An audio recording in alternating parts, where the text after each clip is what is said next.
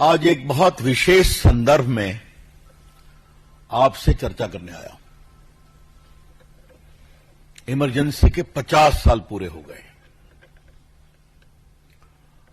आज देश में लोकतंत्र बचाने की बात बहुत लोग करते हैं, बहुत लोग संविधान दिखाते हैं, तो आज इस 50 साल में उनके चेहरों को बेनकाब भी करना है कि 50 साल पहले क्या हुआ।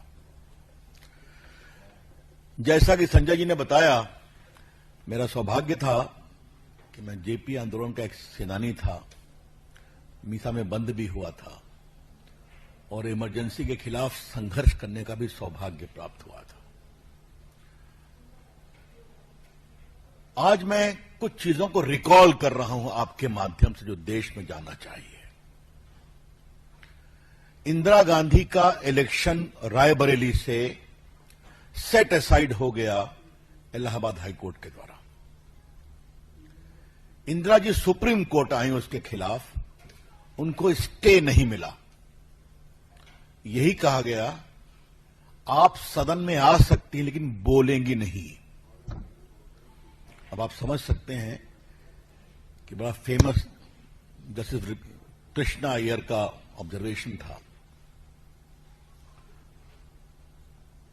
ये जब वाकया हुआ तब इंदिरा गांधी को बचाने की कोशिश हुई और उसी बचाने की कोशिश में इमरजेंसी का दुरुपयोग किया गया। तो पहली बात यह ध्यान रखिए कि विपक्ष का विरोध, देश को तोड़ने की बात, यह सब बिल्कुल बेबुनियाद है। इमरजेंसी सिर्फ और सिर्फ लगाई गई इंदिरा गांधी की कुर्सी बचाने के लिए। पूरे विपक्ष के लोग गिरफ्तार कर लिए गए, मैं उसकी चर्चा करूंगा।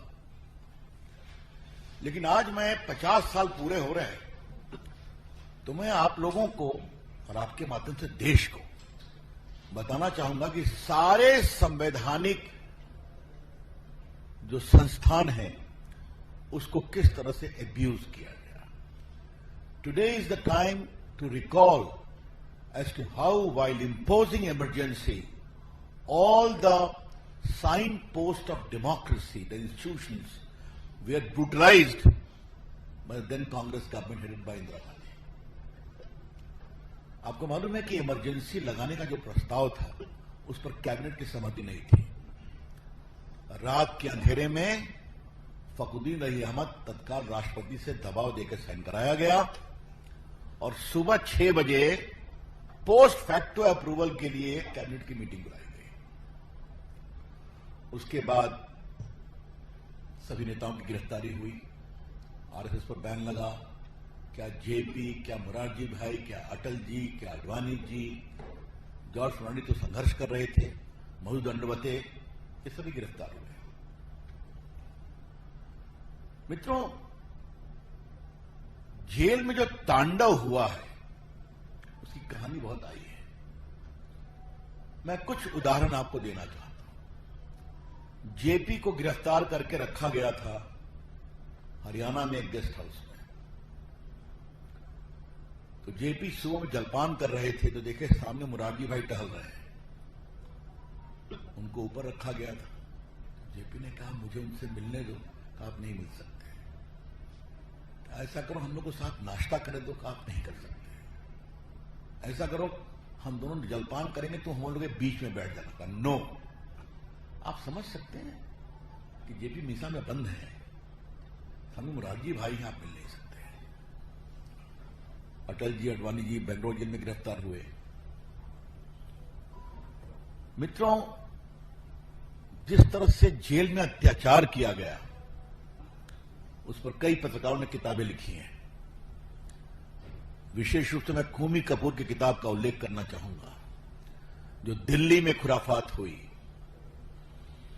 और उस समय दिल्ली में एक एसडीएम होते थे नवीन चावला, जिनको पुरस्कार में बाद में चीफ इलेक्शन कमिश्नर बनाया गया। उनको निर्देश था कि सबों को